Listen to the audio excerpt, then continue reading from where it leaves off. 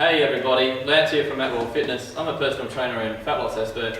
Basically means I help you get in the best shape of your life and drop a ton of fat the quickest and easiest way possible.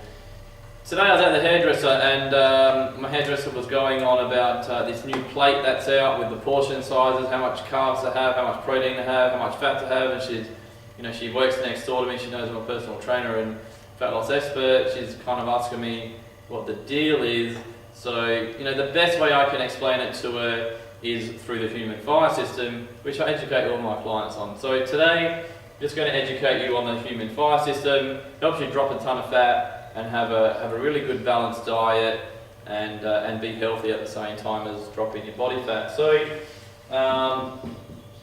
basically what they're talking about is carbohydrate, fat and protein and the ratios that you're having per day or per meal. So if we look at how it's structured with a fire, to get a fire started, what do we need? We need matches and maybe some fire lighters.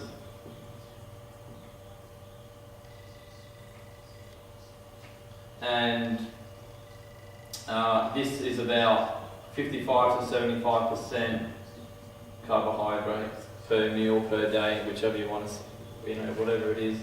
And that's going to get the fire started. But it generally only lasts about 15 minutes.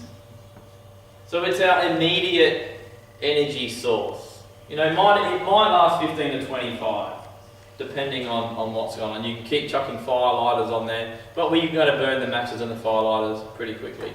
So if you want that fire to go on a little bit more, you've got to add some kindling. So we add some kindling up here, and this represents our protein.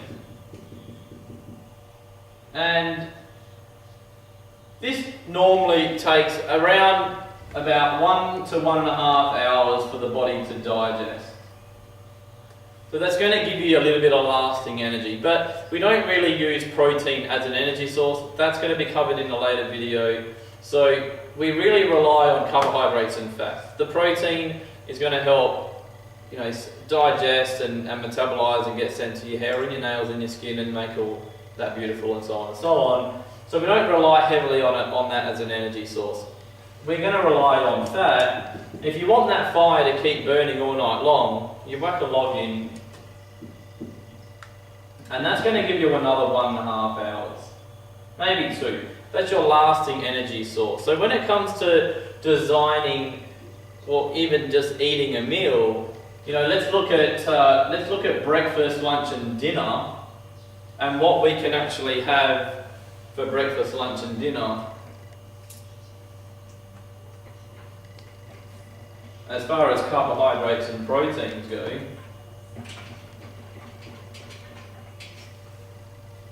so breakfast we can have wheat bix and plus a little bit of oats, and you might have some blueberries on there. Real typical breakfast. Protein, you might have some low-fat milk or a yogurt.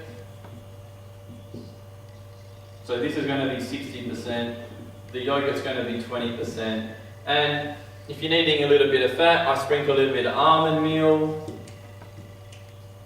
or hazelnut meal, or I might just have a handful of nuts, walk out the door and I'm done, and that's going to be my breakfast. If you're looking at lunch, you could have, bread, like a nice sandwich, or you could have rice, and then you could have a little bit of protein, maybe some tuna in there, or some ham, or some chicken, and for fat, maybe a little bit of avocado, handful of nuts or some low-fat dairy. And dinner, this is where you have your veggies, potatoes, brown rice, 60% worth, a little bit of chicken, tuna, steak, salmon for your protein, and for your fat, avocado, nuts,